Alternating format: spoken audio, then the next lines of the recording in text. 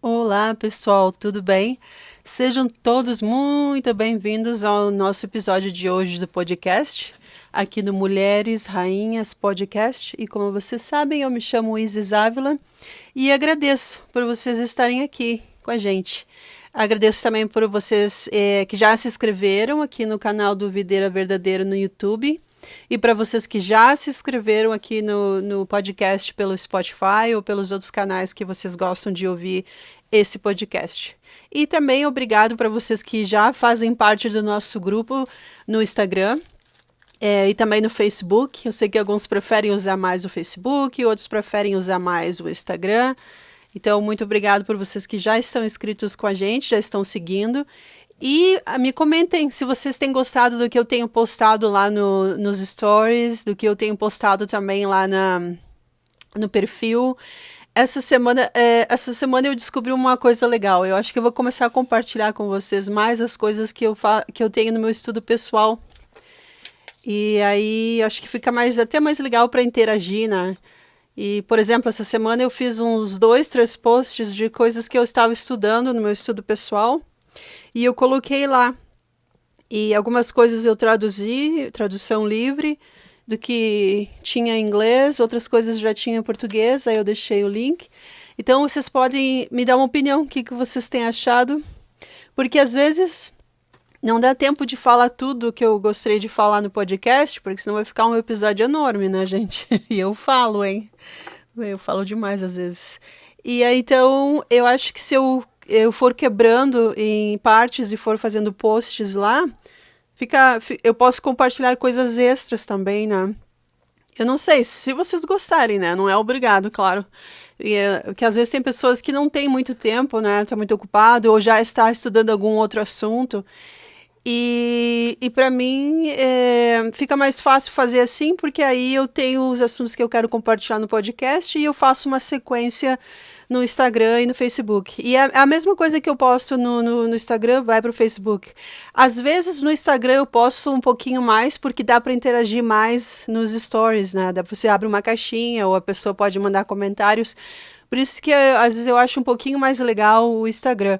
Mas no Facebook vai igual também. E não tem problema nenhum se você prefere uma plataforma do que a outra, né? E também eu não sei se você já está inscrito aqui no canal do Videira Verdadeira, você provavelmente já acompanhou também que a gente faz parte do grupo da Central das Escrituras. Então, como você sabe, a Central das Escrituras já existe em inglês há mais de 8 anos. E tem vários materiais de membros que viveram uma vida inteira pelo Evangelho. A gente tem um vasto material acadêmico em inglês. A Central das Escrituras é recomendado pela Igreja em inglês. A gente faz parte lá nas indicações para o seminário. Vários líderes da igreja, inclusive os apóstolos, já recomendaram a Central das Escrituras. Então a gente é um canal confiável e recomendado pela igreja. E o que acontece? A gente está trazendo agora essas coisas para o português. Por isso que esse podcast existe, porque aí eu tenho a oportunidade de falar um pouco mais com as irmãs. Obviamente os irmãos são todos bem-vindos, com certeza, porque os irmãos também têm esposas, têm filhas, lideram na igreja, lideram mulheres, servem com as mulheres, tudo isso, né? Então, obviamente, os irmãos são bem-vindos. Mas a gente sentiu a necessidade de ter um projeto voltado mais para as mulheres. E por isso que eu acho os stories lá no Instagram legal, porque a gente conversa na caixinha e aí eu posso ver assim, o que as irmãs estão comentando, assuntos que elas gostariam, coisas assim. E eu acho muito legal essa interação com vocês. Então, por favor, pode comentar aqui embaixo na caixinha o que você tem achado desses episódios, o que você tem achado dos assuntos que a gente vai falar no episódio de hoje. E também como que isso tem ajudado você, a sua vida pessoal, as mulheres na sua vida. E como isso tem influenciado o seu chamado na igreja. Tá bom? E hoje a gente vai falar de umas coisas muito legais. Eu tô bem animada. E para começar... Olha só, vamos por partes. No livro de Mórmon, no capítulo, segundo Nefe, no capítulo 32, versículo 3, fala assim, vou ler para vocês. 32, 3. Deixa eu pegar certinho aqui, porque eu tô com... Deixa eu pegar em português para sair com as palavras certinhas. porque aí fica melhor do que só traduzir. E por que eu resolvi trazer... vamos começar com essa escritura? Porque eu estava lendo um discurso do presidente Boyke Packer em outubro de 2010, na Conferência Geral. Ele falou sobre limpar o vaso interior. E tem muita coisa legal nesse discurso. Super recomendo para se vocês quiserem voltar lá e ler, ou ouvir também pelo aplicativo da igreja. E aí no versículo 2 Néfero 32:3 diz assim: Não vos lembrais de que eu vos disse que depois de haverdes recebido o Espírito Santo poderias falar a língua de anjos? Então, como poderias falar a língua de anjos se não fosse pelo Espírito Santo? Então, essa escritura falou duas coisas que eu achei muito interessante e eu vou começar esse podcast hoje comentando. Bom, capítulo 2 Néfero 32, um capítulo bem conhecido, pois fala bastante sobre o arrependimento. E esse versículo, por que eu vim para esse versículo 3, então? Nesse discurso, o presidente Boyke Packer, ele falou assim que que os anjos, eles podem orientar a gente quando a gente estiver preso a algum hábito, algum vício que não seja bom, né? Quando a gente precisar de ajuda para interromper qualquer conduta que esteja sendo prejudicial para o nosso espírito, para o nosso corpo, para a nossa condição de membro da igreja, os anjos vão orientar-nos. É isso que ele falou. Então, por isso que eu achei bem interessante sobre isso. Deixa eu ler a frase inteira aqui para vocês. Ele falou assim, abre aspas: Toda alma confinada à prisão do pecado, culpa ou perversão tem a chave da porta de saída. Essa chave se chama arrependimento. Se souberem como usar essa chave, o adversário não poderá mantê-los presos. Os princípios combinados do arrependimento e do perdão são mais fortes do que o assombroso poder do tentador. Se vocês estiverem presos a um hábito ou vício indigno, precisam interromper essa conduta prejudicial. Os anjos vão orientá-los. E aí se refere a essa escritura que eu acabei de ler, 2 Néfero 32:3. E os líderes do sacerdócio vão guiá-los nesses momentos difíceis. Né? Que interessante esse ensinamento. Né? E ele disse assim: não há circunstância na qual se manifestem mais intensamente a generosidade, a bondade e a misericórdia de Deus do que no arrependimento. Fecha aspas. Então, muito legal isso. Se você que está ouvindo esse podcast, ou se você conhece alguém, você que está ouvindo, você conhece alguém que esteja enfrentando algum problema que seja relacionado a algo que precisa se arrepender, né, mudar o rumo na sua vida, que esteja te confinando à prisão do pecado, a culpa ou perversão, alguma coisa, existe uma porta de saída, que é o arrependimento. E quem que vai te ajudar? Os anjos vão orientá-los. Que interessante isso, né, gente? Então aí está a primeira dica que o presidente Boyke Packer nos deu. A segunda coisa que eu gostaria de falar, que também é referente a essa escritura, falou sobre a respeito da ministração de anjos, né? E depois, se vocês quiserem, eu posso trazer um episódio comentando mais detalhadamente sobre isso. Mas uma coisa que eu gostaria de comentar rapidinho é que eu vejo várias vezes, eu ouço às vezes vários membros da igreja, principalmente em países latinos, né, Brasil e alguns países que falam espanhol pela América do Sul e América Central, que falam sobre a ministração de anjos como se fosse algo que fosse só de direito dos diáconos, né? Porque a gente lê lá que os diáconos, eles recebem, né? O presidente do diácono, ele tem a chave da administração de anjos, portanto, eles podem servir e os diáconos têm direito a isso. E aí, tudo bem, ótimo, beleza. Mas e quem não... E as meninas, que são abelhinhas de 13 anos, o que acontece? Elas têm direito a alguma coisa também? E é aí que eu gostaria de comentar com vocês, de que sim, as meninas de 13 anos, e não só as de 13, mas como todas as meninas, mas principalmente no caso das abelhinhas, já que a gente está mencionando os diáconos, têm direito à ministração de anjos também. E o que isso faz diferença? Bom, no mundo de hoje, onde as coisas estão tão confusas e a sociedade está tão confusa querendo derrubar os nossos jovens, imagina se você é uma abelhinha e você está na escola e a professora ou qualquer ativista ou qualquer outra situação acontece de querer falar e colocar rótulos nessa jovem, se ela souber que ela tem direito à ministração de anjos também, vocês não concordam comigo de que essa jovem se sentiria mais forte e teria mais forças em si mesma para não aceitar nenhum rótulo e sim focar no fato de que é uma filha de Deus, de que é uma filha do convênio e que é uma discípula do Salvador Jesus Cristo, né? Então eu acho que muito bem, a gente faz um trabalho muito bom falando a respeito dos meninos, de eles terem direito à administração de anjos, mas não vamos nos esquecer de que as meninas têm o mesmo direito. Presidente Nelson, presidente Oaks, presidente Ballard e algumas das presidências da Cidade de Socorro nos últimos anos, principalmente de uns 15 anos para cá, eles têm nos ajudado a entender um pouquinho mais sobre como funciona o sacerdócio. E a gente sabe que as mulheres, através das chaves de quem tem os chamados por designação, quando a gente recebe qualquer chamado na igreja, a mulher recebe poder e autoridade também, porque não existe nenhuma outra autoridade, não existem duas autoridades na igreja, só existe uma, que é o poder do sacerdócio. E se vocês olharem o Manual Geral de Instruções da igreja foi revisado, né? Terminou o ano passado a revisão em português. E antigamente, naquele manual, dizia assim: o sacerdócio é o poder de Deus para os homens. Bom, isso foi retirado, a frase final, e hoje, se você olhar no manual, fala: o sacerdócio é o poder de Deus, ponto. Ponto. Por quê? No momento que você associa sacerdócio aos homens, isso pode ser muito perigoso. Primeiro, porque ele é o poder de Deus. Não pode ser associado a mortais, né? Segundo, o sacerdócio não tem braços e pernas, cabelos loiros ou rosados ou amarelados ou encaracolados. Não. Sacerdócio é o poder de Deus. Acontece que na ordem eclesiástica do sacerdócio, os homens eles recebem chaves e recebem ofícios no sacerdócio.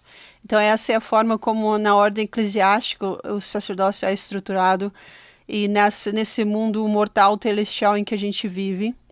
Então por isso que a gente vai ver presidentes de estaca, bispos, presidentes do quórum, presidentes dos mestres, presidentes dos diáconos, são os que têm chaves. Todos os outros a gente serve por designação. E os homens recebem ofícios, as mulheres recebem chamados e recebem poder e autoridade por quem tem as chaves. No caso, por exemplo, se eu sou uma irmã de socorro, eu sou chamada, tudo que eu fizer vai ser por designação e chamado que eu recebi do meu próprio bispo, não é?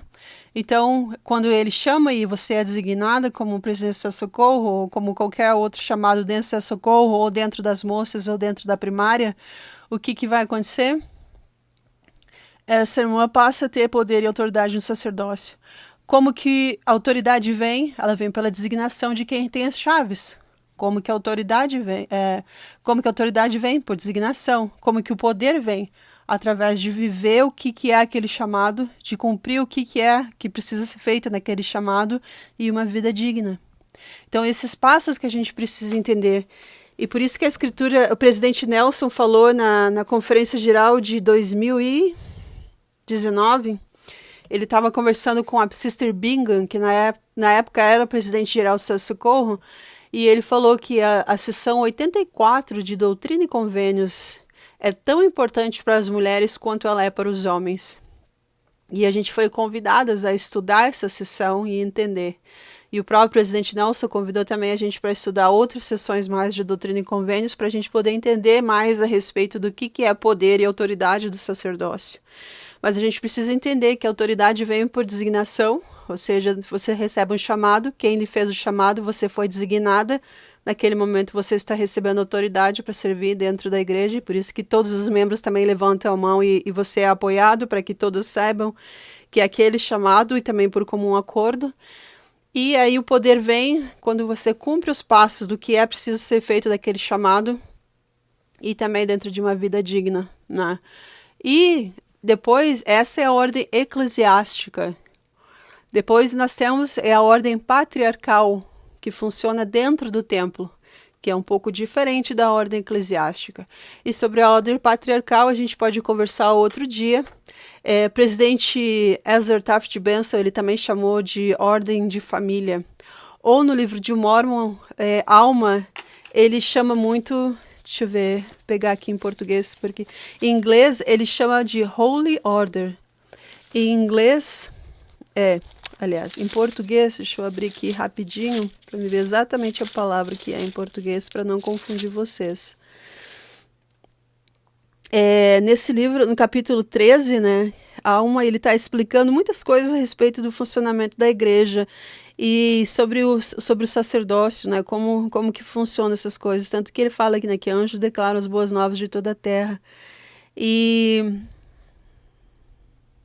ele fala sobre a santa ordem do Filho de Deus. E aí, gente, a gente precisa entender que uma coisa é a ordem eclesiástica, que a gente vê que funciona nas capelas, né? Tudo que é os chamados, as coisas que a gente vê, todas as designações, todas as coisas que a gente serve, e a ordem patriarcal. E tanto que no lar, por exemplo, num lar não existe o presidente do lar e a primeira, segunda conselheira, não existe isso. Né? O lar funciona de uma forma diferente, não funciona como é na capela. O templo também não. Tanto que se você vai no templo, você não sabe qual é o chamado de cada pessoa lá. Todos estão vestidos de branco. E a gente, através do que é dito pra gente lá dentro, a gente sabe que a ordem é uma ordem eterna. Tanto que no reino celestial não vai fazer diferença, não vai existir chamados de presidente de estaca, não vai existir bispos, presidentes de primária, moças, rapazes, não vai existir. Por quê? Porque a ordem patriarcal vai ser uma ordem de famílias, vai ser famílias, né? E o próprio Salvador vai estar lá. Então, a gente tem que entender que tem muitas coisas que são para essa esfera celestial, mortal que a gente está vivendo, e que algumas coisas são diferentes quando a gente sai daqui. Por isso que a gente não pode ficar apegado a chamado, ou achar que porque tem chamado disso, daquilo, é melhor, é mais importante. Não existe isso na igreja. Vários líderes já se pronunciaram sobre isso e a gente tem que prestar atenção quando eles estão explicando. Mas então, só voltando para lembrar, as moças, né, desde as abelhinhas, têm o mesmo privilégio de receber a ministração de anjos como os diáconos. E a gente precisa entender e ensinar isso, porque vai fazer toda a diferença na vida dessa moça, dessa abelhinha, quando ela estiver lá enfrentando o mundo, na escola, no trabalho, ou na sua família, que às vezes nem todos são membros da igreja, não tem apoio. O fato de ela lembrar e saber que ela tem direito à ministração de anjos também, vai fazer toda a diferença. E por isso que a gente precisa ensinar o evangelho da maneira correta, para a gente não criar confusão e distinção entre os membros. E por isso que esse discurso que eu estava lendo do presidente Packer é muito interessante e eu lembrei de compartilhar isso com vocês. Se vocês quiserem, eu faço um episódio depois falando mais a respeito da ordem patriarcal, mas se vocês não tiverem perguntas, está tudo bem. A gente pode falar sobre outros assuntos. Agora vamos para a segunda parte. Outro assunto que eu gostaria de comentar com vocês. Oi, então o segundo artigo, eu acho que vocês vão gostar, principalmente as irmãs que são solteiras, ou as que estão divorciadas, ou também viúvas, vão gostar de ouvir essa história. Ela é sobre a filha do presidente Oaks. Eu fiz 2 posts comentando sobre ela lá no Instagram essa semana, vocês podem ir lá, ler lá o que eu comentei. Mas esse artigo está comentando a respeito do último desejo, se chama assim, o último desejo da minha mãe. Como vocês sabem, a Sister Jenny Oaks Baker, ela é a filha mais nova do presidente Oaks. Ela é uma violonista bem famosa. Ela já ganhou um Emmy, já. Se vocês acompanham um pouquinho das atividades da igreja, ela já participou de várias atividades, vários recitais. Ela é bem famosa nos Estados Unidos. Ela até quando que foi a última aparição dela, que eu acho que vocês devem ter visto, bom, nos especial de Natal da Páscoa, quando vocês veem uma violonista lá, é ela que, ela é muito bonita, assim. E os filhos dela também, ela já, a filha mais velha dela já voltou da missão, até já se casou. E todos os filhos dela tocam instrumentos também. E ela tem um tipo de uma banda. Não é uma banda, mas todos os filhos tocam e às vezes eles juntam todos eles e eles tocam juntos. E para principalmente atividades da igreja, coisas assim. E como ela é uma violonista muito boa, muito conceituada, ela é convidada para vários eventos, né? E sempre que ela pode, ela compartilha o evangelho, ela fala sobre a igreja. Às vezes ela posta fotos sobre o presidente Oaks, a Sister Oaks. E como ela é a filha mais nova, e também como ela é assim, a que mais participa nas redes sociais, outro dia ela foi entrevistada e aí ela estava contando a história dela. E aí ela falou assim, a respeito do qual foi o último desejo que a mãe dela teve antes de morrer. A mãe dela era, como você sabe, a Sister Oaks. Ela é a segunda esposa, né? Ela tinha 53 anos quando ela se casou com o presidente Oaks, ele já era viúvo. Então, a primeira esposa do presidente Oaks, ela faleceu de câncer. E aí, então, nessa entrevista, vai contar um pouquinho mais sobre ela. E aí eu achei legal compartilhar com vocês essa entrevista, o que ela falou. Ela disse assim, no turbilhão de conhecer e se casar com seu marido e mudando-se em vários lugares pelo país, no caso, né, nos Estados Unidos, e iniciando seu programa de pós-graduação na Juilliard School. A Juilliard School, como vocês sabem, ela é uma das maiores escolas de música do mundo. Você tem que ser muito bom para poder entrar nessa escola. Ela fica bem quase em frente ao Templo de Manhattan, em Nova York. Já apareceu em vários filmes assim relacionados à música. Já apareceu já apareceu nessa escola várias vezes. Você já deve ter ouvido falar. E aí ela conta então que sobre a mãe dela. Daí ela fala assim, a sua mãe se chamava June Dixon Oaks e ela foi diagnosticada com câncer pancreático em julho de 1997. E então, enquanto June orava por sua própria saúde, a sua oração ficou mais fervorosa e o que ela mais desejava, além de si mesma, era que sua filha, que era a mais nova, que na época estava com 13 anos quando ela foi diagnosticada, a maior preocupação dela é que a mais nova, que era a caçula, encontrasse alguém para se casar.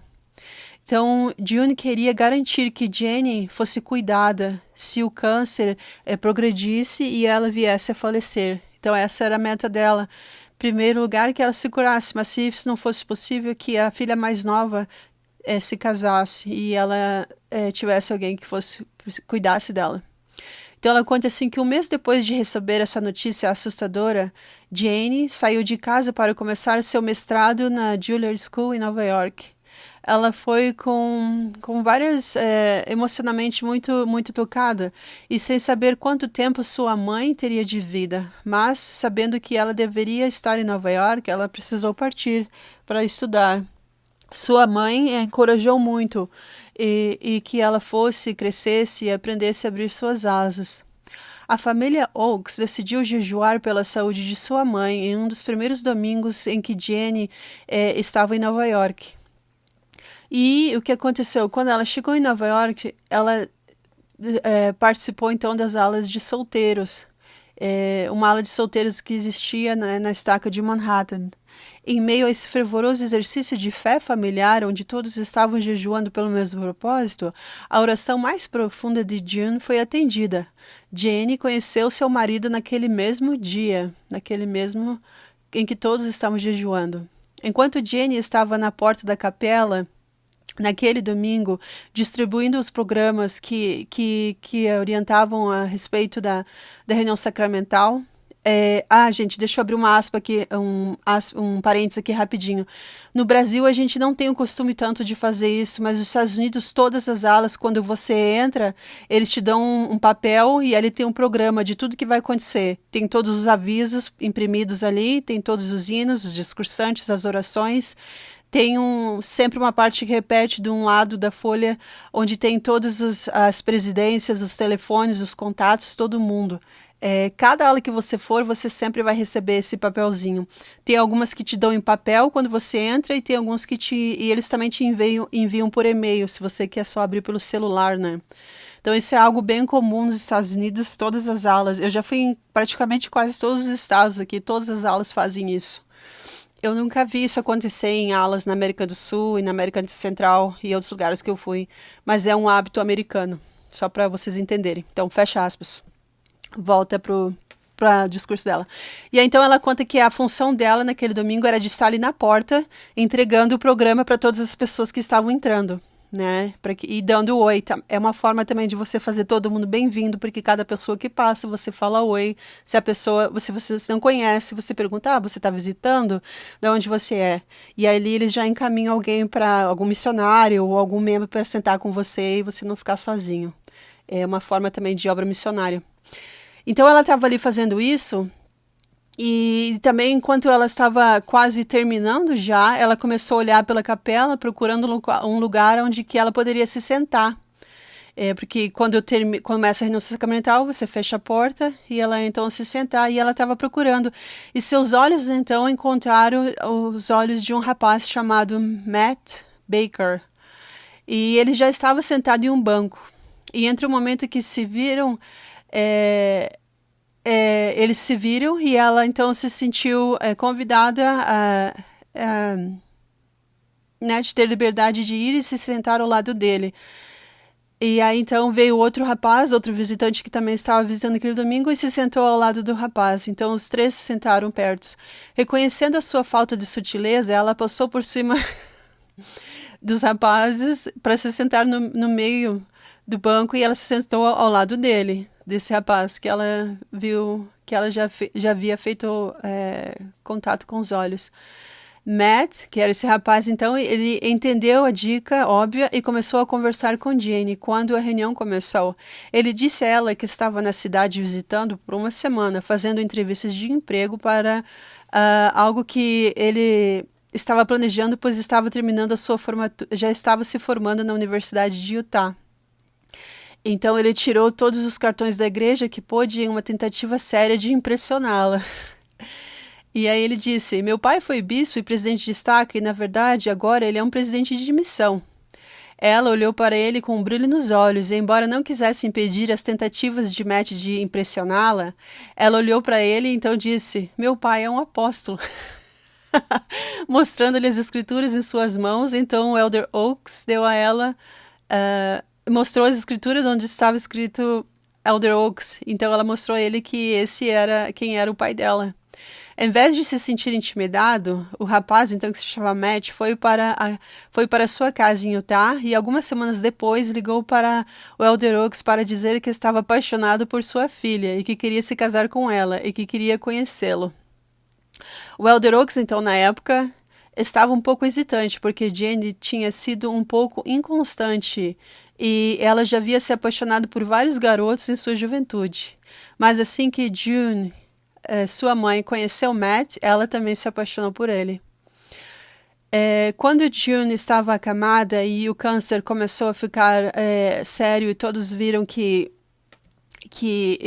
ela não iria conseguir vencê-lo, o Elder Oaks, mesmo com todas as suas responsabilidades e agenda lotada como o apóstolo que era na época, agiu como um anfitrião gracioso e ainda fez um sanduíche para Matt. E ela falou assim que meu pai foi tão bondoso. Ele fez um sanduíche e ele convidou Matt para que sentasse e conversasse. E meu pai estava fazendo o melhor, tentando organizar tudo para a família e também para nós. E ele provavelmente não estava muito interessado no que tipo de pão ele fez o sanduíche, mas ele não Ele ainda cortou naquelas forminhas de formato que você corta um sanduíche, e ele ainda usou isso. Então, ela falou: eu acho que meu pai estava tentando mostrar que estava sendo bondoso. E aí ele fala assim, que a confiança dele em tomar iniciativa para conhecer o Elder e a Sister Oaks na época, né, que era a primeira esposa, permitiu com que ele conseguisse construir um relacionamento de confiança com sua mãe, June, nos últimos meses em que ela ainda estava viva. Então, no dia do feriado de Ação de Graças, que é sempre em novembro, né, nos Estados Unidos, Jane e Matt, eles então noivaram. E eles então passaram naquele ano o Natal junto com a família, e sua mãe ainda estava junto. E ela fala que esse foi um Natal muito significante para mim. Uma época de um Natal onde estava recebendo um novo início por eu estar noiva, mas também onde eu estava me despedindo da minha mãe. E dizer adeus à minha mãe foi um tempo muito difícil. Mas eu também estava recebendo uma sogra e estava recebendo uma nova família, a família que viria através do meu marido. Então foi um Natal que foi um pouco confuso, porque eu estava feliz, mas ao mesmo tempo muito triste. Mas também foi um tempo muito feliz, porque as orações da minha mãe foram respondidas. E eu realmente, o Senhor permitiu com que eu tivesse alguém para cuidar de mim antes que ela partisse. E aí então Jane e Matt também visitaram seus pais, Maurice e Laura Baker, em Albuquerque, onde eles estavam presidindo como presidente de missão.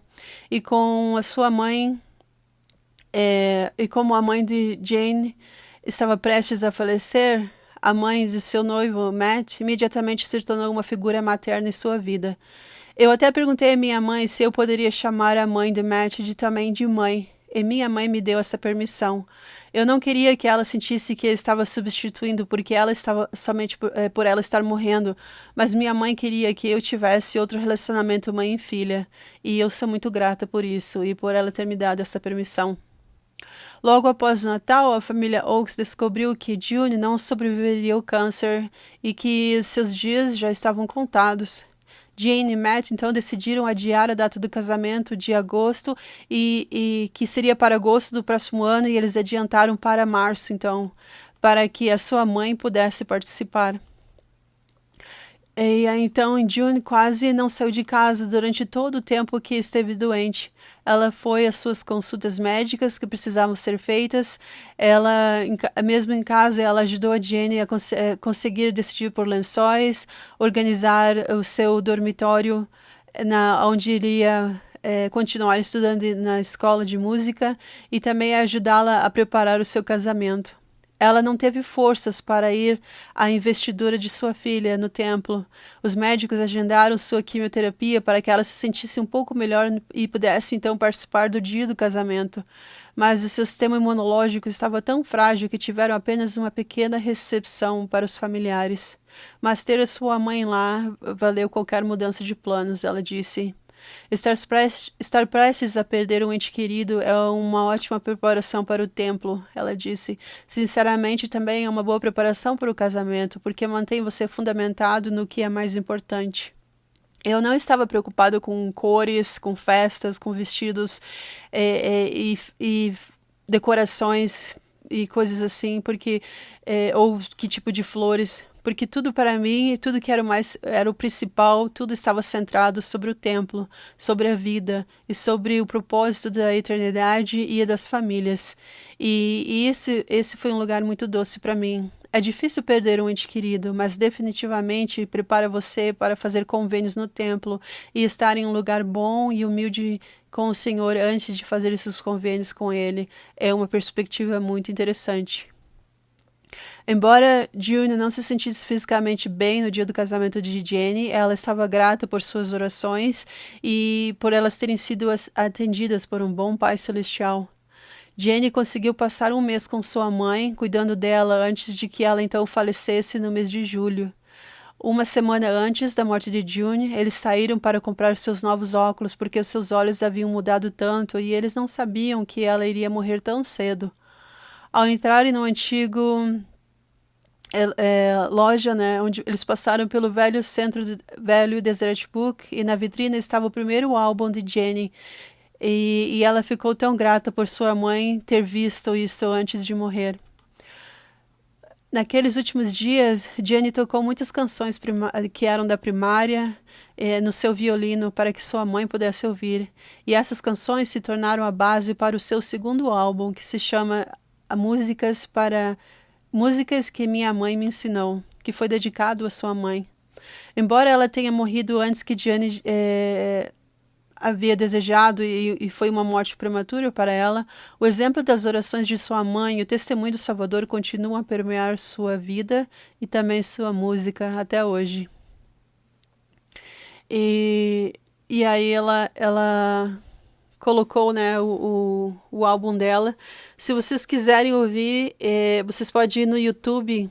Ela tem um canal e ela colocou várias músicas no canal dela que você pode ouvir de graça. Se chama Janie Oakes Baker. Você escreve o nome dela com Jenny. Oakes, O-A-Q-S. E aí o Baker é B-A-Q-I-R. Ou se você não conseguir, vocês me mandam uma mensagem e eu escrevo para vocês aí na caixinha de comentários. Mas eu achei legal esse comentário, essa entrevista que ela deu. Tem também algumas fotos dela com a mãe dela no dia do casamento. Eu vou postar lá no Instagram depois para vocês verem. Assim como eu fiz como último episódio, eu postei as fotos lá e fiz um comentário rápido. Eu vou colocar essas fotos lá também se vocês quiserem ver depois.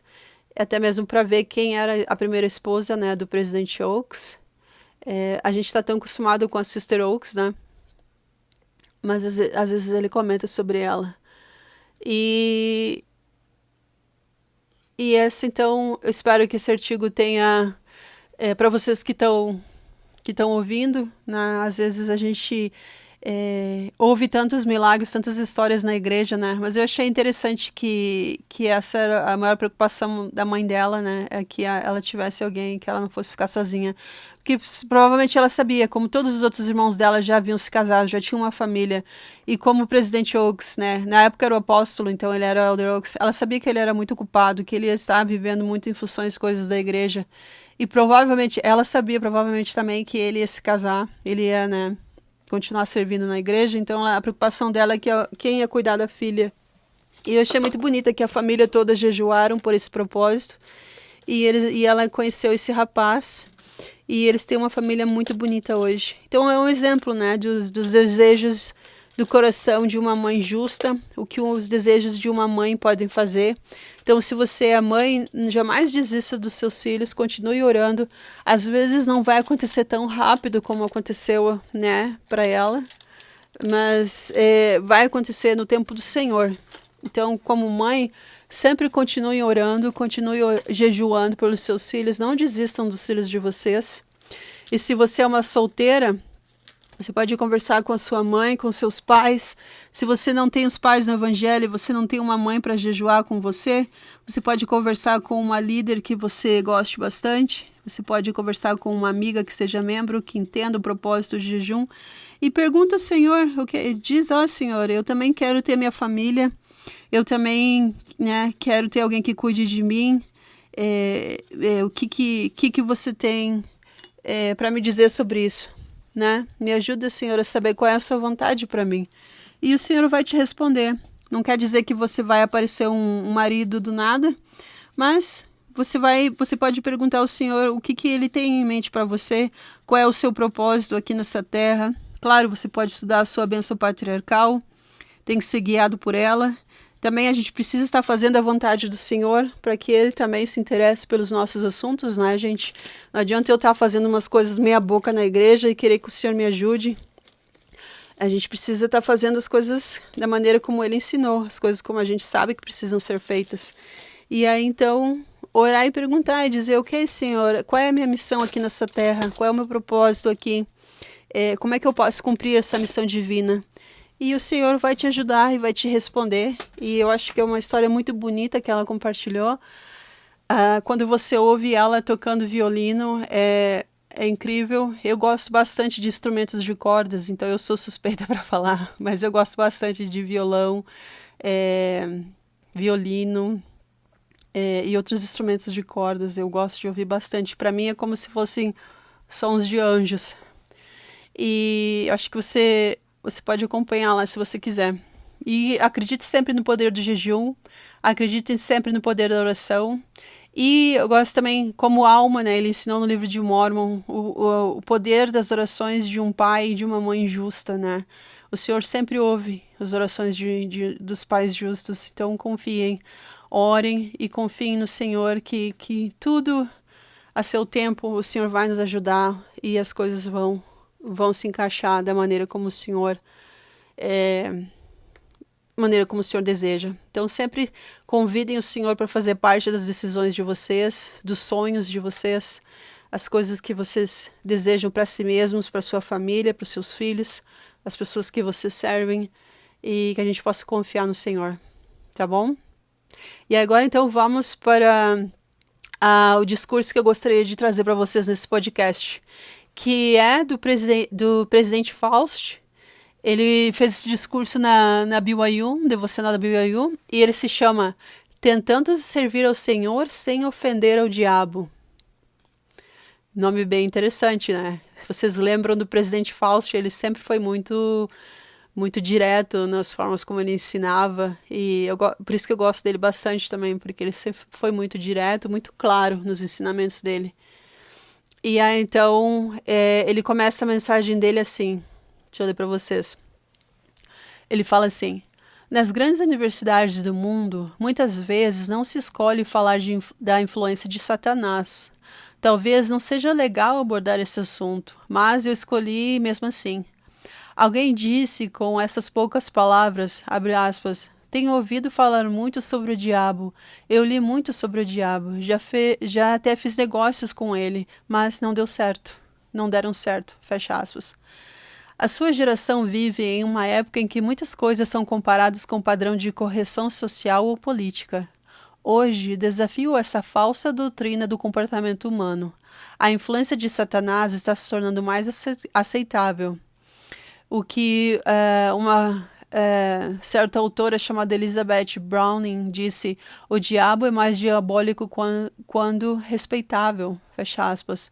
No entanto, como disse Shakespeare, abre aspas, é louco aquele que confia na mansidão de um lobo, fecha aspas. Não é uma boa prática ficar intrigado com Satanás e os seus mistérios. Nada de bom pode advir de se aproximar demais do mal. É como brincar com fogo. É muito fácil sair queimado. O conhecimento do pecado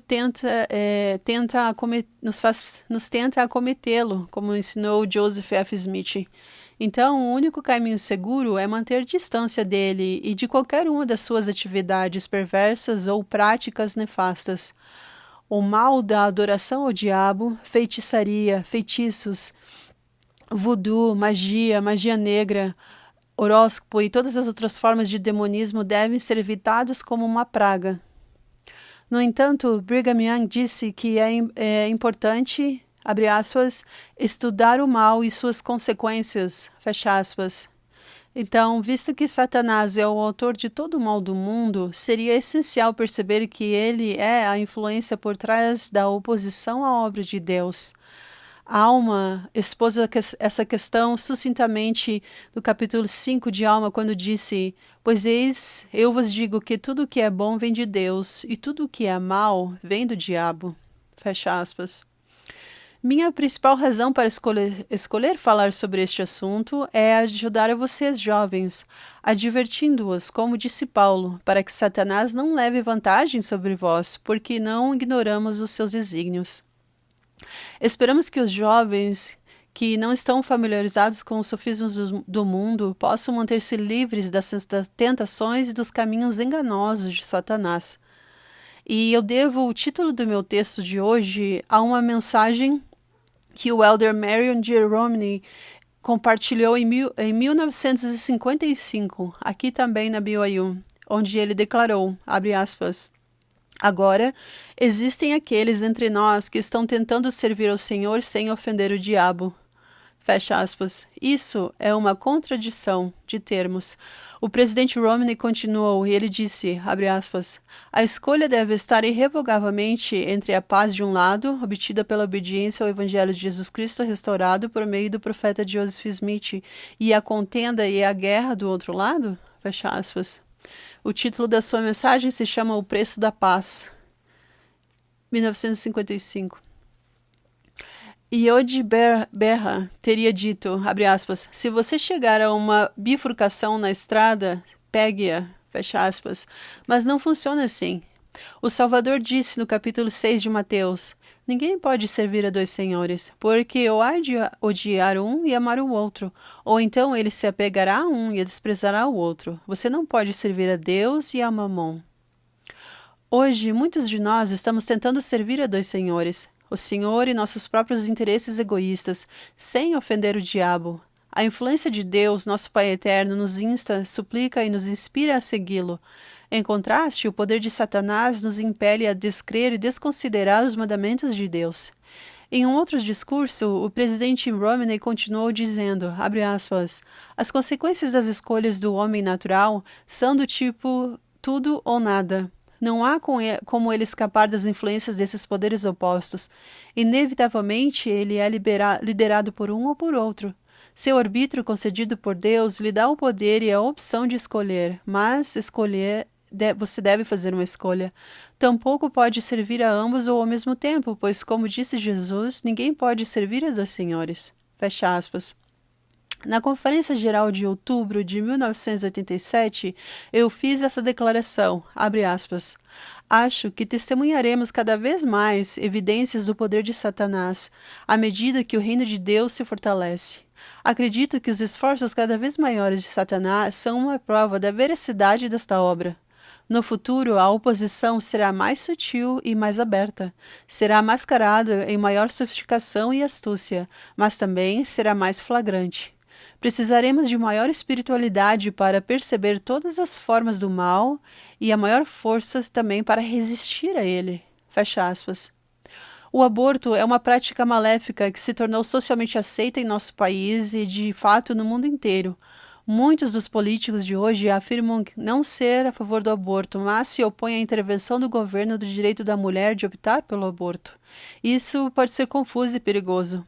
Durante um café da manhã nacional em oração em Washington, no dia 3 de fevereiro deste mesmo ano, Madre Teresa fez a mais honesta e poderosa proclamação da verdade sobre o assunto que eu já ouvi. Ela é a freira iugoslava de 83 anos que cuida dos mais pobres dos pobres na Índia há muitos anos. Ela agora está idosa e fisicamente frágil, mas corajosa, com uma imensa força espiritual. Madre Teresa entregou uma mensagem que cortou o coração e a alma dos mais sociáveis que afligem a América, que tradicionalmente tem dado generosamente aos povos da terra, mas agora se tornou egoísta. Ela afirmou que a maior prova desse egoísmo é o aborto. E no jornal Los Angeles Times, informaram sobre esse discurso. Ele disse que Madre Teresa vinculou o aborto à crescente violência e assassinato nas ruas, dizendo, abre aspas, se aceitarmos que uma mãe pode matar até mesmo seu próprio filho, como podemos dizer às outras pessoas para não se matarem? Qualquer país que aceita o aborto não está ensinando seu povo a amar, mas a usar qualquer violência para conseguir o que deseja. Fecha aspas. Em seguida, ela, a Madre Teresa, aludiu à preocupação que tem sido demonstrada pelas crianças órfãs na Índia e em outras partes do mundo pelas quais ela agradeceu, e ela continuou dizendo, abre aspas, essas preocupações são muito boas, mas muitas vezes essas mesmas pessoas não estão preocupadas com os milhões que estão sendo mortos pela decisão deliberada de suas próprias mães, e é isso que é o maior destruidor da paz hoje, o aborto, que leva as pessoas a tal cegueira, fecha aspas. Carl Thomas, comentando esta poderosa mensagem, disse, abre aspas, por que as pessoas ou nações deveriam considerar a vida humana nobre ou digna se o aborto florescer? Por que agonizar com a morte indiscriminada na Bósnia quando bebês estão sendo mortos com muito mais eficiência e fora da vista das câmeras de televisão? Fecha aspas. Em conclusão, Madre Teresa apelou para as mulheres grávidas que não querem que seus filhos, que não querem ter filhos, que deem a ela. Ela disse, estou disposta a aceitar qualquer criança que seja abortada, a dar a essa criança um casal que ame, que venha amá-los e que tenham desejo de se tornarem pais e serão amados por eles. Fecha aspas. Que coragem espiritual consumada por essa notável senhora idosa, e que coragem ela demonstrou. Como o diabo deve ter ficado ofendido? Sua notável declaração, no entanto, não foi amplamente divulgada pela imprensa ou pelos editores. Talvez eles se sentissem mais confortáveis sendo politicamente ou socialmente corretos. Afinal, eles podem justificar sua posição afirmando que todo mundo faz isso ou que é legalizado. Felizmente, as escrituras e a mensagem dos profetas não podem ser, assim, revisadas.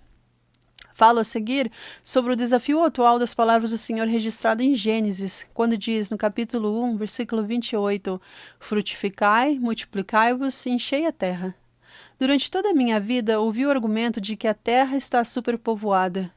Muita controvérsia cercou uma recém-concluída Conferência Internacional das Nações Unidas sobre a População e Desenvolvimento realizada no Cairo, Egito. Sem dúvida, a conferência realizou muitas coisas que valeram a pena, mas, bem no centro do debate, estava a frase socialmente aceitável que dizia crescimento sustentável. Este conceito está se tornando cada vez mais popular. Quão habilmente Satanás marcou seus desígnios malignos com essa frase. Poucas vozes nas nações desenvolvidas clamam no deserto contra essa frase cunhada, entre aspas, crescimento sustentável, fecha aspas. Na revista Forbes de setembro deste ano, um editorial ponderado afirma que as pessoas são um ativo, não um passivo, e declara abertamente como absurda a premissa amplamente aceita de que conter o crescimento populacional é essencial para o desenvolvimento econômico. O editorial, então, afirma de forma convincente que pessoas livres não esgotam recursos. Eles... peraí que eu cliquei aqui e perdi a página. Voltou. Tá.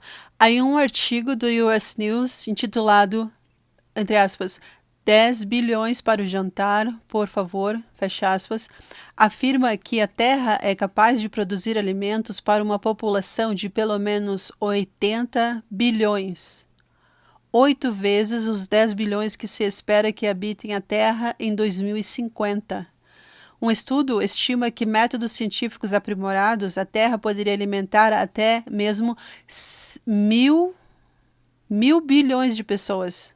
Uau! É galera, hein, gente? Fecha aspas. Aqueles que defendem o crescimento sustentável carecem de visão e fé. O Senhor disse em Doutrina e Convênio 104:17, pois a terra está cheia e há bastante e de sobra. Isso resolve o problema para mim e deveria resolver o problema para todos nós. O Senhor já falou sobre isso. E quando o Senhor fala, o problema já está resolvido. Uau, gente, 100 bilhões de pessoas? Minha nossa! Que planeta, hein, que a gente tem e a gente não está usando da forma correta, olha só. Aí ele continua. A posição da igreja sobre relações homossexuais fornece outra arena onde ofendemos o diabo. Espero que a declaração da primeira presidência do Quórum dos 12 contra os casamentos homossexuais vai continuar sendo atacada nos próximos anos, porque Satanás só está interessado em nossa miséria, e ele promove a miséria tentando persuadir homens e mulheres a agirem contra o plano de Deus. Uma maneira de fazer isso é encorajando o uso inapropriado de poderes de criação e que são sagrados. Um casamento... como é a maneira do Senhor, é aquele entre um homem e uma mulher, celebrado pela autoridade legal ou eclesiástica apropriada. Somente as relações sexuais entre marido e mulher dentro dos laços do casamento são aceitáveis para o Senhor. Existe alguma teoria amplamente aceita de que a homossexualidade é herdada. Como isso pode ser? Nenhuma evidência científica demonstra absolutamente que seja assim. Além disso, se fosse assim, frustraria todo o plano de felicidade mortal. Nossa designação como homens ou mulheres começou muito antes de que este planeta existisse. Em contraste com a doutrina socialmente aceita de que a homossexualidade é inata, várias outras autoridades respeitáveis do mundo afirmam que a homossexualidade não é adquirida no nascimento. A falsa crença da orientação sexual inata nega às almas arrependidas a oportunidade de mudar e acabará levando ao desânimo, desapontamento e desespero. Quaisquer alternativas ao casamento legal e amoroso entre um homem e uma mulher estão ajudando a desfazer o tecido da sociedade humana. Tenho certeza de que isso agrada o diabo. O tecido a que me refiro é a família tradicional. Esses chamados estilos de vida alternativos não devem ser aceitos como corretos porque frustram o mandamento de Deus de uma união vivamente de homem e mulher dentro de um casamento legal, conforme declarado no livro de Gênesis, na Bíblia. Se praticado por todos os adultos, esses estilos de vida significariam o fim da família humana. Sugiro que o diabo se deleita toda vez que um lar é desfeito, mesmo quando não há pais para serem culpados. Isso é especialmente verdade quando há crianças envolvidas. A negligência física e espiritual das crianças é um dos campos de desova para muitos dos males sociais do mundo de hoje. Agora, me volto para maneiras mais brandas de não ofender o diabo. E gostaria de ler em 2 Nefe, no versículo 28, onde Nefe nos deu o padrão ou forma pelo qual Satanás ele opera. Ele disse: e os outros ele pacificará e os embalará em segurança carnal, para que digam: tudo está bem em Sião, sim, Sião prospera. E assim o diabo engana suas almas e os conduz cuidadosamente para o inferno. E eis que aos outros ele lisonjeia, eles diz que o inferno não existe. E ele disse a eles: eu não sou o diabo, pois não há diabo algum. E assim ele sussurra os seus ouvidos até que ele os agarre com suas terríveis correntes, das quais não há libertação. Fecha aspas. C.S. Lewis nos deu uma visão aguçada das táticas diabólicas. Em uma carta fictícia ao mestre demônio, ele instrui o aprendiz que está sendo treinado para se tornar um demônio mais experiente. E eles dizem assim, abre aspas, você dirá que esses são pecados muito pequenos e, sem dúvida, como todos os jovens tentadores, você estará ansioso para poder relatar sua maldade espetacular. Não importa quão pequenos sejam os pecados, desde que seu efeito cumulativo seja afastar o homem da luz e levá-lo para o nada. De fato, a estrada mais segura para o inferno é a gradual, a inclinação suave sobre os pés, sem curvas repentinas, sem marcos, sem placas de sinalização. Fecha aspas. Os chamados pequenos pecados incluem o desafio às leis do pecado, que buscam controlar as formas de jogo, álcool e consumo de drogas. Alguns que desejam parecer de mente aberta podem dizer, sob o pretexto de não impor crença religiosa aos outros, dizendo: eu não bebo nem jogo, mas não acho que devemos ter nenhuma lei para controlar quem deseja fazer. Quem sou eu para julgar? Isso ignora completamente os custos de saúde e programas sociais para a sociedade e dos vícios que existem. Eles tolamente argumentam que as leis não podem controlar o comportamento humano. A minha longa carreira jurídica me levou a concluir que todas as leis criminais têm uma base moral. E agora chego a algumas formas ainda mais brandas de tentar servir ao Senhor sem ofender o diabo. Ter uma recomendação para o templo e não usá-la parece bastante moderado, não é? No entanto, se moramos perto de um templo, talvez ter uma recomendação para o templo, mas não usá-la, não ofenda o diabo. Será? Satanás fica ofendido quando usamos essa recomendação. Então, indo ao templo para participar da proteção espiritual que o templo nos oferece, nos faz ponderar sobre isso. Quantas vezes planejamos ir para o templo apenas para que surjam todos os tipos de obstáculos para nos impedir de ir? O diabo sempre se ofendeu com a nossa adoração no templo. Como disse o presidente Brigham Young certa vez sobre a construção de mais templos na Terra, ele disse: "Não gosto de fazer isso, pois nunca começamos a construir um templo sem que os sinos do inferno começassem a tocar." Ao que o presidente Brigham Young então disse: "Quero ouvi-los tocar novamente. Todas as tribos do inferno estarão em movimento." Fecha aspas. Brigham Young o Brigham Young acho que era gaúcho, hein? Continuando. O presidente Howard W. Hunter disse que devemos, abre aspas, olhar para o templo do Senhor como símbolo de nossa condição de membros da igreja. Fecha aspas. Então, eu me pergunto, o quanto ofendemos a Satanás se a proclamação de nossa fé se limita apenas ao grande trabalho humanitário que esta igreja realiza em todo o mundo, ou aos nossos belos edifícios, ou a esta grande universidade, ou por mais maravilhosas que sejam essas atividades que temos.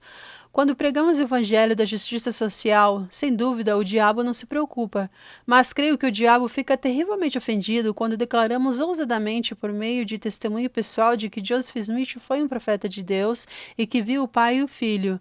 Quando pregamos então a respeito sobre a tradução e que o livro de Mórmon é outro testemunho de Cristo, e quando declaramos que houve uma restauração da plenitude do evangelho em sua simplicidade e poder para cumprir o grande de felicidade, creio que ele se ofende.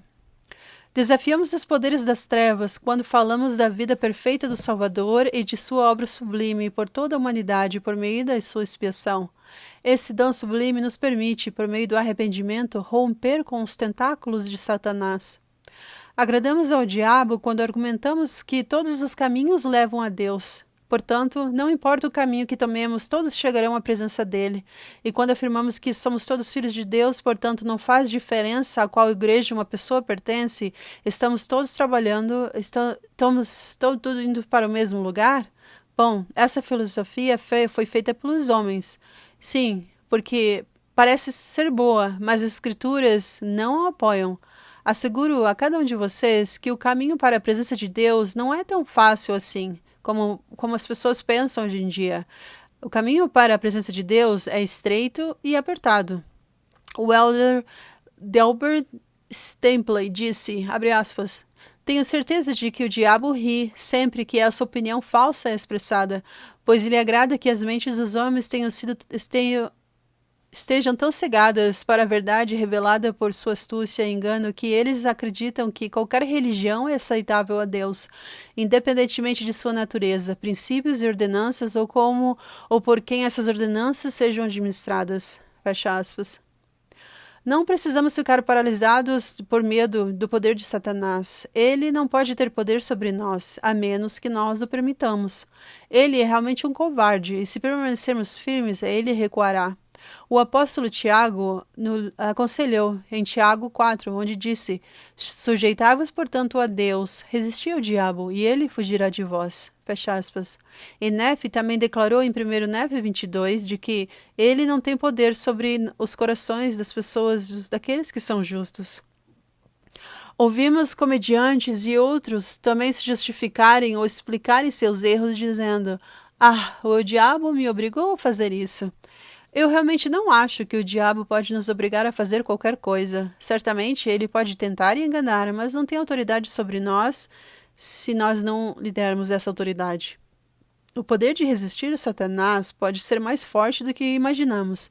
O profeta Joseph Smith ensinou, abre aspas, "Todos os seres que têm corpos têm poder sobre aqueles que não o têm. O diabo não tem poder sobre nós, apenas quando nós o permitimos. No momento em que nós nos revoltamos contra qualquer coisa que vem de Deus, o diabo toma o poder." Fecha aspas. Ele também afirmou, os espíritos perversos têm seus limites de leis pelas quais eles são governados. Portanto, Satanás e seus anjos não são todo-poderosos. Satanás teve grande sucesso com essa geração que é a crédula. Como consequência, literalmente, hostes de pessoas foram vitimadas por ele e seus anjos. Existe, no entanto, um amplo escudo contra o poder de Satanás e suas hostes. Essa proteção está no espírito de discernimento por meio do dom do Espírito Santo. Esse dom vem invariavelmente por revelação pessoal àqueles que se esforçam para obedecer os mandamentos do Senhor e seguir o conselho dos profetas vivos. Essa revelação pessoal certamente chegará a todos aqueles cujos olhos estão fitos na glória de Deus, pois é prometido que seu corpo será cheio de luz e não haverá trevas. Os esforços de Satanás podem ser frustrados por todos os que vêm a Cristo pela obediência aos convênios e ordenanças do Evangelho. Os humildes seguidores do Divino Mestre não precisam ser enganados pelo diabo. Satanás não sustenta, exalta ou abençoa. Ele deixa aqueles que o agarrou na vergonha e na miséria. O Espírito de Deus é uma influência sustentadora e edificante. Então existe esse contraste entre os dois. E aqui gostaria também de dizer que enfatizo que o jejum e a oração são uma ótima maneira de receber força moral e força espiritual para resistir às tentações de Satanás. Mas você pode dizer que isso é difícil e desagradável, então recomendo a vocês o exemplo do Salvador. Ele foi para o deserto, onde jejuou e orou para se preparar espiritualmente para o seu ministério. Sua tentação pelo diabo foi grande, mas, pela purificação de seu espírito, ele foi capaz de triunfar sobre todo o mal. O trabalho é outro impedimento para o mal. O símbolo desse estado, por exemplo, aqui no estado de Utah, é uma colmeia. Nossos antepassados promoveram e nos ensinaram de que o trabalho industrioso é importante. O elder John Longden citou Herndon, dizendo, abre aspas, Satanás seleciona esses discípulos quando eles estão ociosos. Jesus escolheu os dele quando eles estavam ocupados em seu trabalho, consertando suas redes ou lançando-os ao mar. Fecha aspas. Então, gostaria de dizer que o trabalho e ser industrioso é importante. E testifico que existem forças que nos salvarão da crescente mentira, desordem, violência, caos, destruição, miséria e engano que estão sobre a terra. Essas forças salvadoras são os princípios, convênios e ordenanças eternos do Evangelho eterno do Salvador Jesus Cristo. Esses mesmos princípios, convênios e ordenanças são associados aos direitos e poderes do sacerdócio de Deus Todo-Poderoso. Nós, dessa igreja, somos os possuidores e guardiões desses poderes de comando que podem e de fato destroem muito do poder de Satanás na terra. Acreditamos que temos essas forças poderosas em confiança em aqueles que já partiram antes de nós, para todos os que agora estão vivos e para os que ainda não nasceram. Oro para que dediquemos nossas vidas a servir ao Senhor e não nos preocupemos em ofender o diabo. Eu também oro para que, através da propagação da justiça, as mãos malignas do destruidor possam ser detidas e que ele não tenha permissão para amaldiçoar o mundo inteiro. Também oro para que Deus ignore nossas fraquezas, nossas fragilidades e nossas muitas deficiências e nos perdoe generosamente por nossos erros. Oro ainda para que Ele traga consolo aos que sofrem, consolo aos que se sentem injustiçados e que traga paz aos de coração partido. E deixo esse testemunho e a minha bênção com vocês, em nome do Santo Jesus Cristo. Amém. Então, essa mensagem, gente, foi compartilhada pelo Elder James E. Faust, que na época ele era membro do Quórum dos 12 Apóstolos da Igreja de Jesus Cristo dos Santos Últimos Dias, e ele compartilhou esse devocional, então, na BYU, em novembro de 94. Então, pode parecer um pouco distante, né? Nossa, 94, mas é muito, muito atual para nós, né? Muito necessário. E a gente tem que ponderar sobre isso, né? Sobre esses assuntos, essas fórmulas que ele compartilhou, e sempre analisar, né, em nosso caminho do discipulado, se estamos tentando servir ao Senhor sem ofender o diabo. Isso é algo que a gente precisa ponderar e cada um ter a sua própria resposta, né? Então, agora, antes de terminar, eu gostaria também de traduzir para vocês aqui uma parte do Jornal dos Discursos, para a gente terminar esse episódio, então.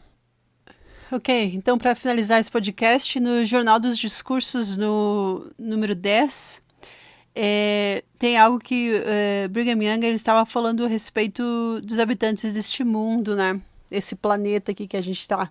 Então, eu vou finalizar esse podcast com o que ele disse, a tradução do que ele disse.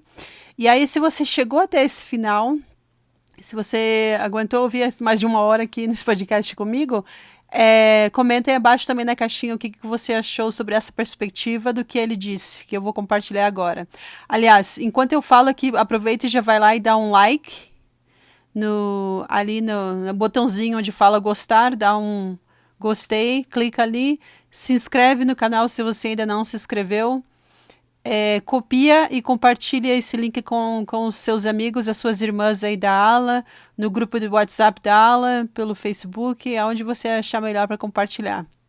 E aí ele falou assim, abre aspas, somos habitantes de um mundo de pecado e tristeza, dor e angústia, todos os males que podem ser acumulados sobre seres inteligentes em uma provação da qual somos herdeiros. Suponho que Deus nunca organizou e povoou uma terra que tenha sido reduzida a um estado mais baixo de escuridão, pecado e ignorância do que este planeta. Suponho que este seja um dos reinos mais baixos que o Senhor Todo-Poderoso já tenha criado. Por este motivo, é capaz também de se tornar quando for exaltado, de se tornar um dos reinos mais elevados que já existiu em sua exaltação em todas as eternidades. Na mesma proporção em que foi reduzido abaixo de todos os outros reinos, todos os outros planetas, esta terra também será exaltada com a mesma proporção, não somente a terra, mas também seus habitantes, em que em sua humilhação se apegou à justiça e reconheceu Deus em todas as coisas. Então, na proporção em que foi reduzida, será exaltada, com aquela proporção e seus habitantes, e todas através de Jesus Cristo, e todos aqueles que viveram em retidão o seu evangelho. Então, olha só que interessante essa perspectiva, né, do nosso planeta. A gente sabe que foi aqui nesta terra que o Salvador Jesus Cristo efetuou a expiação. Então, foi aqui nessa terra também que o Salvador ele foi morto, né? A gente lê nas Escrituras que os que malvados, digamos assim, né, que tiveram coragem de matar o seu próprio Salvador, foi aqui nesse planeta.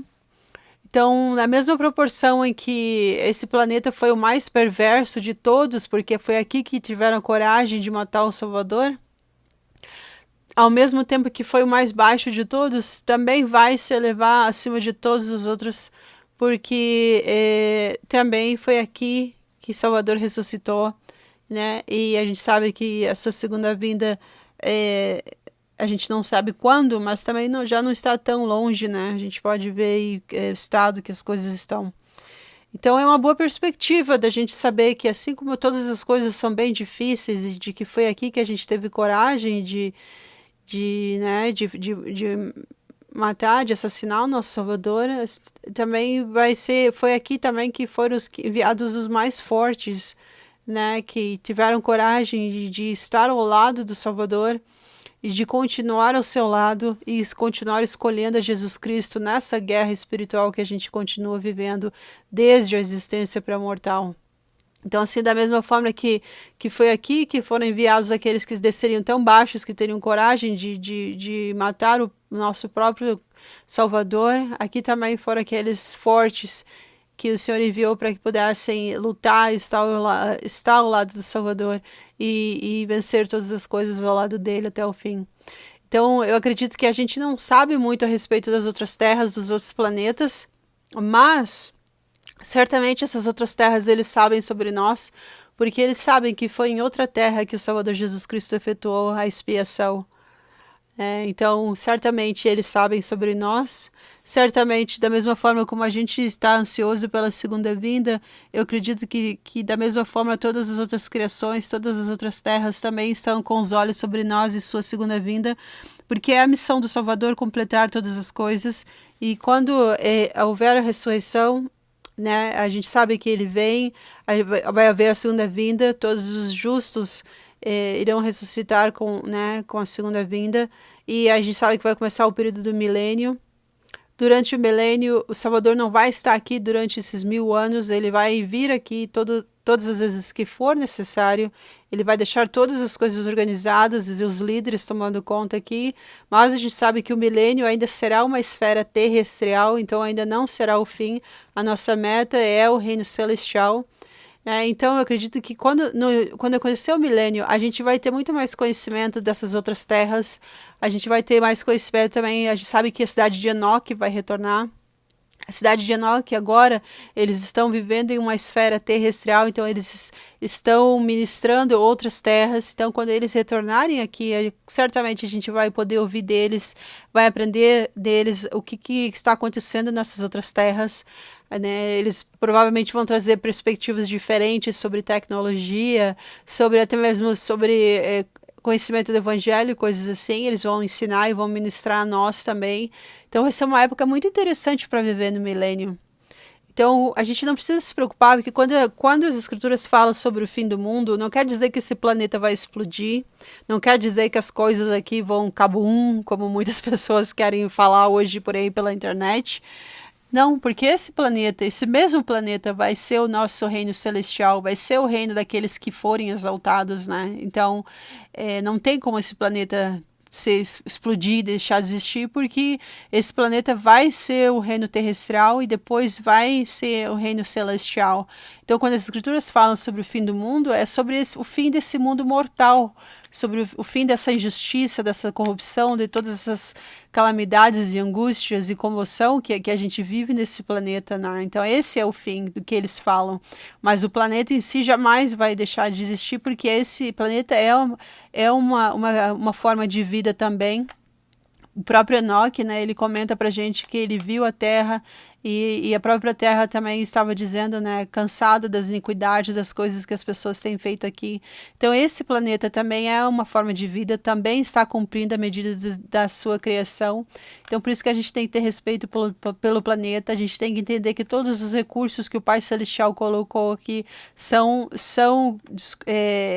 como o presidente Fausto falou, né, que imagina o potencial que essa terra tem de alimentar tantas pessoas, então tem todos os recursos necessários aqui. O problema é que existem pessoas que são injustas e que são corruptas e que tomam conta de tudo e querem ter tudo para si, não querem aprender a dividir. Então isso tudo vai acabar e a gente vai ter um mundo muito mais justo para se viver no milênio.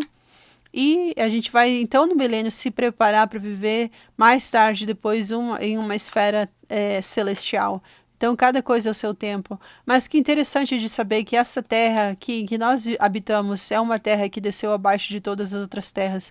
Que interessante perspectiva da gente entender e também de saber que, assim como o Pai Celestial sabia que aqui teria muita coisa difícil, ele também enviou seus nobres e grandes para proteger e para tomar conta e ajudar o evangelho a crescer e estar ao lado do Salvador. Então, leiam a bênção patriarcal de vocês, vão até o templo, orem, perguntem ao Senhor quem você é nessa perspectiva, quem você era antes de vir aqui. A Sister Nelson, ela, naquele discurso, quando o presidente teve um devocional com o presidente Nelson, né, ela falou assim que o que ela mais gostaria é que a gente pudesse ver um vídeo de 10 minutos de quem nós éramos antes de vir para essa terra. E a gente poder saber que a gente às vezes dá crédito muito mais do que a gente pensa a nós mesmos, né? E de ter coragem de estar ao lado do Salvador e de escolher o certo.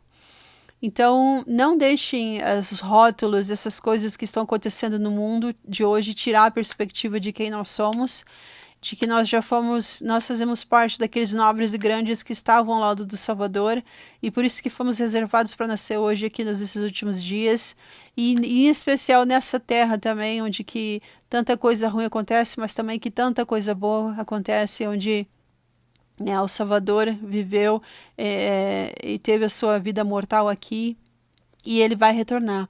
Então que a gente possa estar preparado pessoalmente, também em família e também como ala, como estaca, como igreja para esse retorno. A gente não sabe quando vai ser, mas a gente tem que estar preparado como se fosse retornar amanhã. É isso que os líderes ensinam. Então nossas escolhas têm que estar sempre de acordo com essa visão e da meta de onde a gente quer chegar. Que a gente possa sempre usar o dom do arrependimento, esse presente que a gente tem, e procurar sempre, quando a gente vê que pisou na bola, fez uma coisa que não devia, a gente possa se arrepender imediatamente e estar ao lado do Senhor, continuar firmes na barra de ferro e lembrar de que a gente já escolheu o Salvador antes de vir para cá, a gente tem que continuar escolhendo Ele, tá bom? Então eu agradeço a você que ficou com a gente até o final desse podcast. Obrigado a vocês que deixam os comentários. Obrigado a vocês que compartilham os links. Obrigado a vocês que estão compartilhando também com a gente no Instagram e no Facebook. E obrigado a vocês que já se inscreveram aqui no canal e tudo mais. Muito legal ter essa interação com vocês. E a gente se vê no próximo episódio. Uma boa semana e também que a gente possa sempre lembrar de quem nós somos. E que o propósito desse canal, o propósito desse podcast especial é de ter essa interação e de nos ajudar a entender um pouquinho mais quem nós somos e o propósito de estarmos aqui nessa terra, principalmente como mulheres. Então, obrigada a todos vocês e a gente se vê no próximo episódio. Um grande abraço. Tchau, tchau.